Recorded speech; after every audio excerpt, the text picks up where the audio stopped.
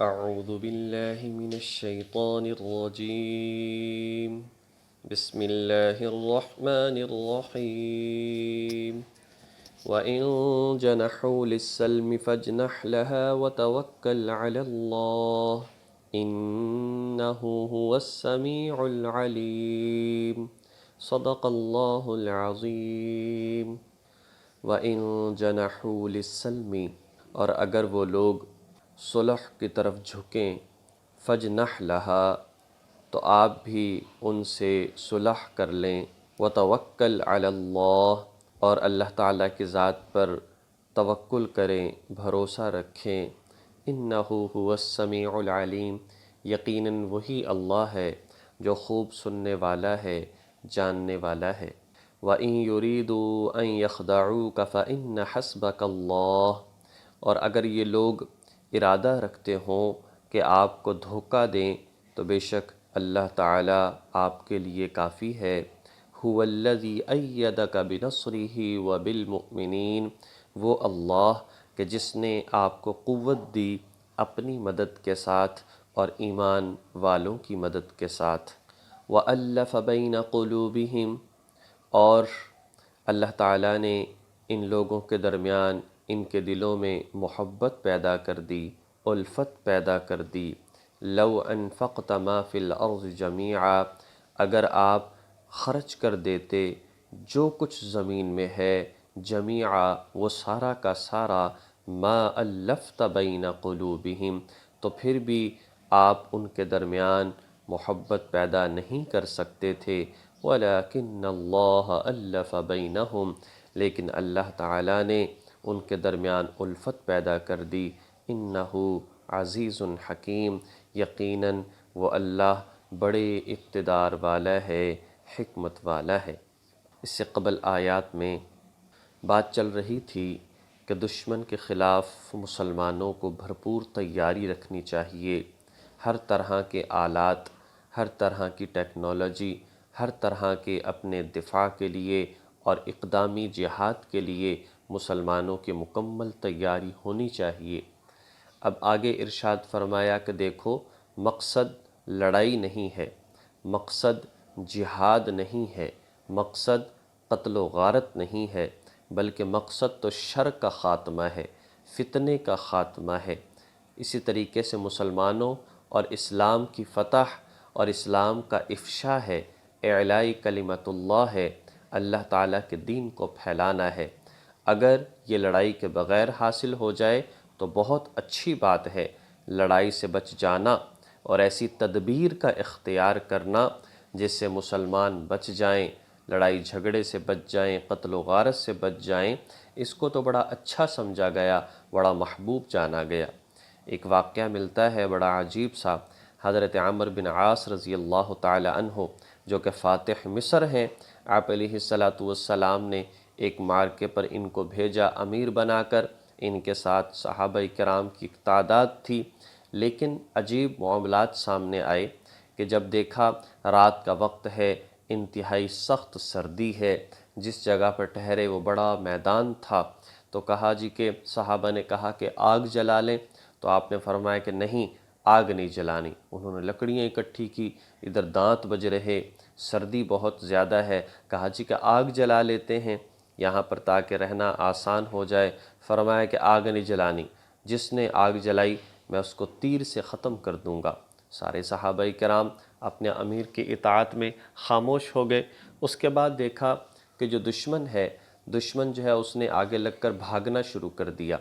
تو صحابہ کرام جو ہے وہ جب بھاگنے لگے کہ دشمن کا تعاقب کرتے ہیں، دشمن تو بھاگ رہا ہے، تو حضرت عمرو بن عاص رضی اللہ تعالی عنہ نے خط کھینچا، زمین پر ایک لکیر لگائی اور فرمایا کہ جو آگے بڑھے گا میں اس کو تیر سے ختم کر دوں گا۔ یہ صحابہ کرام ٹھہر گئے۔ اس کے بعد جب آپ علیہ السلام کے پاس پہنچے تو یہ دونوں باتیں صحابہ کرام نے ذکر کیں، تو حضور نے فرمایا کہ عمر نے ضرور کوئی حکمت اس کے اندر دیکھی ہوگی، اس لیے کہ وہ بڑے سمجھدار ہیں۔ پھر ان کو بلایا گیا، پوچھا جی کہ آپ نے ایسا کیوں کیا، مجاہدین یہ شکایت کر رہے ہیں، تو انہوں نے عرض کیا یا رسول اللہ صلی اللہ علیہ وسلم ہماری تعداد بہت کم تھی، اگر ہم وہاں پر آگ جلاتے تو دشمن کو ہماری تعداد کا اندازہ ہو جاتا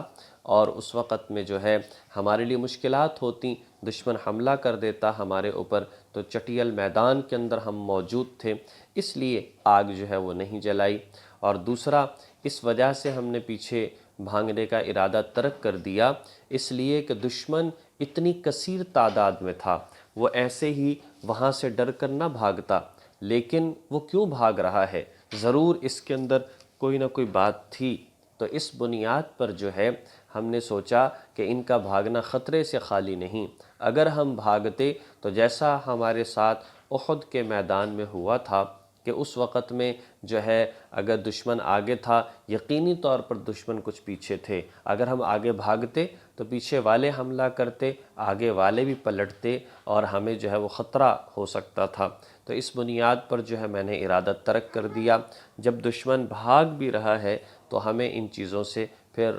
بچنا چاہیے کہ قتل و غارت ہو۔ تو فرمایا تم نے بہت اچھا کیا، اور حضور نے بڑی تعریف کی۔ تو میں نے عرض کیا کہ اصل یہ ہے کہ لڑائی جھگڑے کے بغیر اگر شر کا خاتمہ ہوتا ہے تو بہت اچھی بات۔ اسی بات کو ذکر فرمایا کہ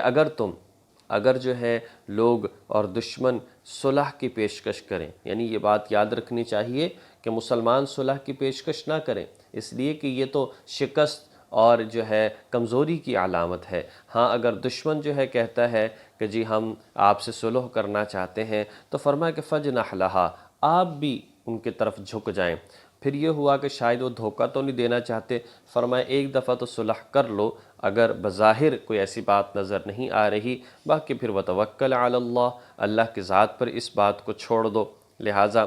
اور صلح کا فائدہ بھی یہ ہے کہ اس لیے کہ جب صلح ہو جائے گی تو آپس میں آنا جانا ہوگا، ایک دوسرے کے ملکوں میں آنا جانا ہوگا، تو وہ لوگ جب مسلمان اور صحابہ کرام کے اخلاق کو دیکھیں گے تو پھر اسلام قبول کر لیں گے۔ اور فرمایا کہ اگر یہ لوگ دھوکہ ہی دینا چاہتے ہیں تو پھر بھی آپ اللہ تعالیٰ کی ذات پر بھروسہ رکھیں، اللہ کی ذات آپ کے لیے کافی ہے۔ وہ اللہ ایسا ہے کہ جس نے آپ کو اپنی قوت کے ساتھ بھی مدد دی ہے، اور ایمان والوں کے ساتھ بھی۔ ایمان والوں کے ساتھ سے مراد ایک تو ہے فرشتے، کہ فرشتے جو ہیں انہوں نے مدد کی، اور دوسرا یہ ہے کہ ایمان والے وہ صحابہ کرام جو ابتداً اسلام قبول کیا، مشقتیں برداشت کی، ماریں برداشت کی، آزمائشوں کے اندر رہے، اللہ پاک نے ان کے ذریعے سے بھی جو ہے وہ تمہیں مضبوط کر دیا۔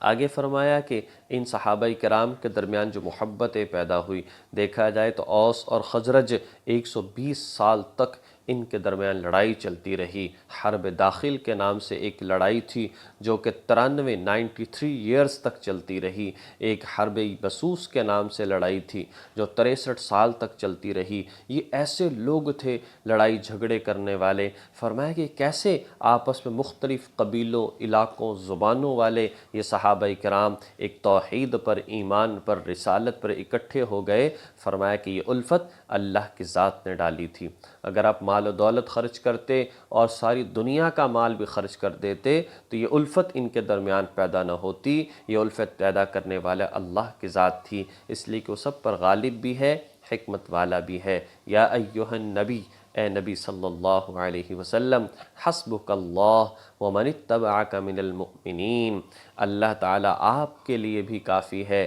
اور وہ ایمان والے جو آپ کی اتباع کرنے والے ہیں ان کے لیے بھی اللہ تعالیٰ کافی ہے اور مدد کرنے والا ہے۔ لہٰذا یہ اس آیت اس موقع کی ہے جب کہ حضرت عمر رضی اللہ تعالیٰ عنہ اسلام لائے۔ آپ کے اسلام لانے سے مسلمانوں کی تعداد 40 ہو گئی، اور اس کے بعد مسلمان مسلسل بڑھتے چلے گئے۔ تو فرمایا کہ اے نبی صلی اللہ علیہ وسلم، اللہ ایمان والوں اور آپ کے لیے کافی ہے، اگر کوئی نہیں بات کو مانتا تو آپ اس کی پرواہ نہ کیجئے، آپ اپنا کام کرتے رہیے۔ بہرحال ان آیات کے اندر یہی بتایا گیا ہے کہ شر، فتنہ اور فساد مقصد اس کا خاتمہ ہے، وہ صلح سے ہو جائے تب بہتر، وہ جہاد کے ذریعے سے ہو تب بہتر، مقصد اس کا خاتمہ ہے۔ اللہ تبارک و تعالی ہمیں بھی اس میں اپنا کردار ادا کرنے کی، لوگوں کو سمجھانے کی، اپنی نسلوں کی تربیت کی، دوسروں کو مسائل بتانے کی، نماز کو پھیلانے کی